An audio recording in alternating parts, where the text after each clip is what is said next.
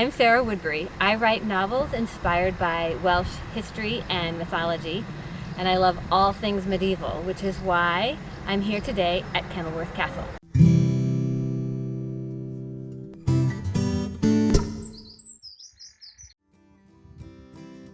It is thought that a castle has stood at Kenilworth in Warwickshire since Saxon times.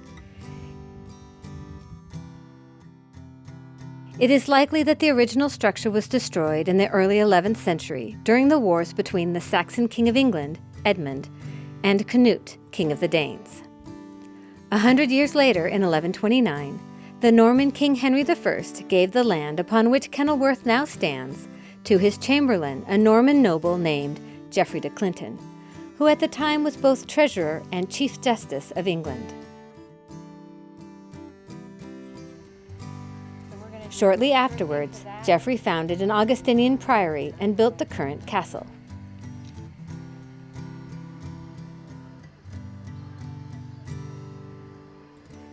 This original structure probably started out as a modest motte and bailey timber castle, and even today the large earth mound that formed the base of the motte can clearly be seen.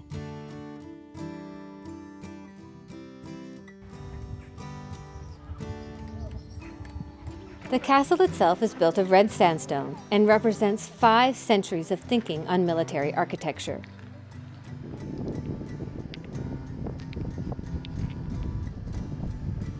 Kenilworth Castle was begun after the Norman conquest of England, and its main exciting feature is what's behind me.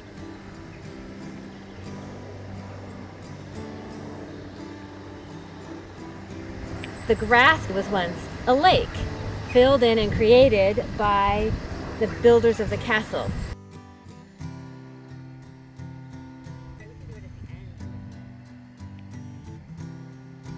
In addition to the water defenses, the castle was protected by multiple walls.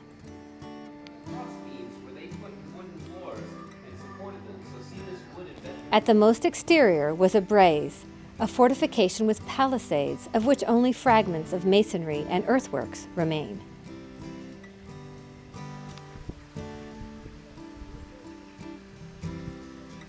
The barbican, that was once the main approach to the castle, is now a car park. A second gatehouse guarded a long causeway that ran from the outer defenses to the main castle itself, and also acted as a dam.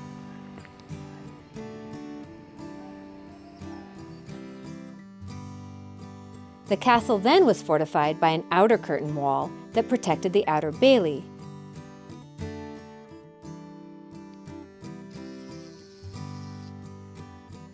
And then an inner wall and an inner bailey that exploited the natural defenses of the knoll upon which the original Norman tower was built.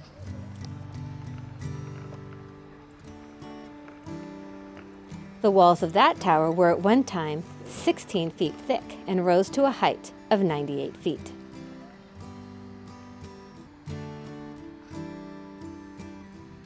In addition, other aspects of the castle which are still visible today are the remains of the Great Hall,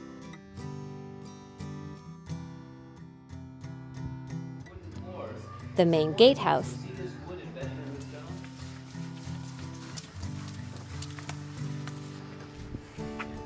and multiple towers.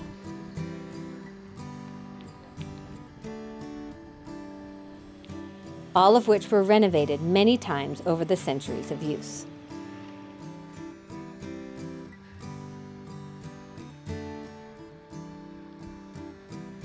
Kenilworth saw many important moments in English history, including the longest siege of the medieval period, the removal of Edward II from the throne of England, and was the place where Henry V received the famous tennis balls from the Dauphin of France that led to the Battle of Agincourt.